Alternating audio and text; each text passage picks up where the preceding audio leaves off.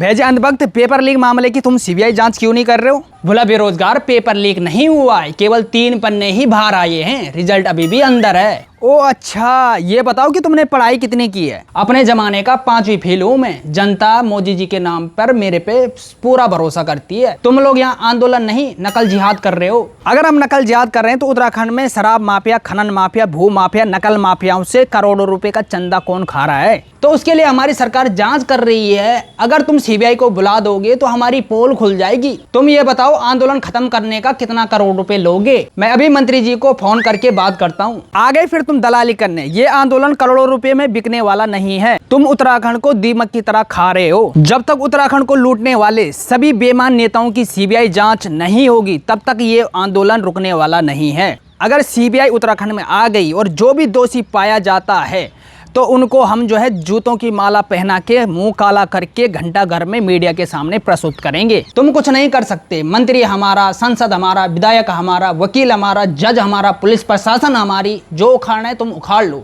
भैजी अंधभक्त, इसीलिए तो हमारा देश अमेरिका से पीछे है। चपरासी बनने के लिए 12वीं पास चाहिए। प्रधानमंत्री, मुख्यमंत्री, संसद और विधायक अनपढ़ ही चलेगा। आखिर हमारे संविधान में नेताओं के लिए क्वालिफिकेशन क्यों नहीं बनाई गई? ये बात तो मोदी जी और राहुल जी ही बता सकते हैं, क्योंकि ऐसा कानून संसद में वही बना पाएंगे। हम तो केवल पार्टी के झंडे डंडे उठाने के लिए हैं। और अगर मैं पार्टी की अंधभक्ति नहीं करूंगा तो फिर अपने घर का चूल्हा कैसे चलाऊंगा? क्योंकि कमीशन तो मुझे वहीं से आता है और सरकारी नौकरी भी मेरे बच्चों को चुटकियों में 10-15 लाख रुपए में तुरंत मिल जाती है। तभी तुम हमारे आंदोलन का साथ नहीं दे रहे हो और तुम्हारी बेईमानी के कारण ही हमारे उत्तराखंड में आपदाएं आ रही है और इसका परिणाम जनता तुम्हें 2027 में जरूर देगी। तुम गाँव में प्रधान बनने के लायक भी नहीं रहोगे। भोला बेरोजगार, ऐसा मत बोल। अभी मैं 10 पेटी शराब लेके और मुर्गा लेके गांव में जाऊंगा और महिलाओं को मैं एक पटियाला सूट गिफ्ट के तौर पे बांटूंगा और 1000 रुपए नगद दूंगा। और गांव-गांव में मेरी अच्छी रिश्तेदारी है, उनको तो मैं तुरंत पटा लूंगा और मेरे साथ झंडे व डंडे बोकने में आगे रहेंगे और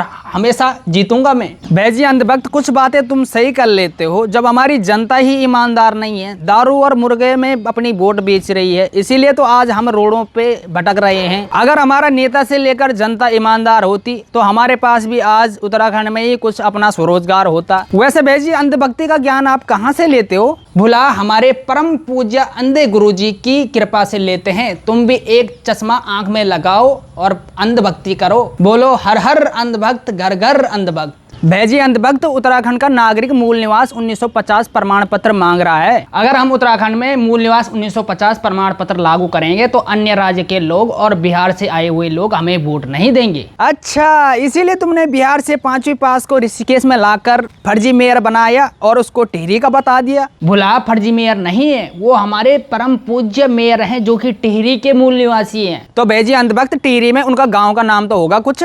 वो तो मंत्री जी बताएंगे। वैसे बोला, तुम मुझे बार बार अंधभक्त कह रहे हो, एक बात बताओ, भक्त और अंधभक्त में क्या अंतर है? भक्त हमेशा भोलेनाथ की भक्ति करता है और हमेशा गलत को गलत और सही को सही बोलता है और हमेशा सत्य की आवाज उठाता है। और अंधभक्त कभी गलत को गलत नहीं बोलता है, हमेशा गलत का साथ देता है और समाज में कभी गलत के खिलाफ आवाज नहीं उठाता है और जनता से झूठे वादे करके पार्टी से खूब कमीशन खाता है और अपना घर का चूल्हा चलाता है। और चमचे का क्या अर्थ है? भैजी अंधभक्त, चमचे का काम भी आपकी तरह ही है, दल बदल करके खूब कमीशन खाना है और अपने किए हुए भ्रष्टाचार को कभी भ्रष्टाचार नहीं बोलते बल्कि मौन व्रत धारण कर लेते हैं। भुला बेरोजगार, तुम्हारी सोच और विचार को देखकर मुझे तुम पर बहुत दया आ रही है। आज के बाद मैं भोलेनाथ की भक्ति करूंगा, लेकिन किसी पार्टी की अंधभक्ति कभी नहीं करूंगा। चलो, देर आए दुरुस्त आए। अब बोलो, पेपर लीक मामले की सीबीआई जांच करो। जांच करो, जांच करो, लेकिन मेरी जांच मत करना। मैंने भी कमीशन खाया था। उस करोड़ों के कमीशन के पैसे को उत्तराखंड आपदा प्रभावित परिवारों को दान करो, तभी तुम्हारा भला हो पाएगा, वरना बाबा केदार भी तुम्हें कभी माफ नहीं करेंगे।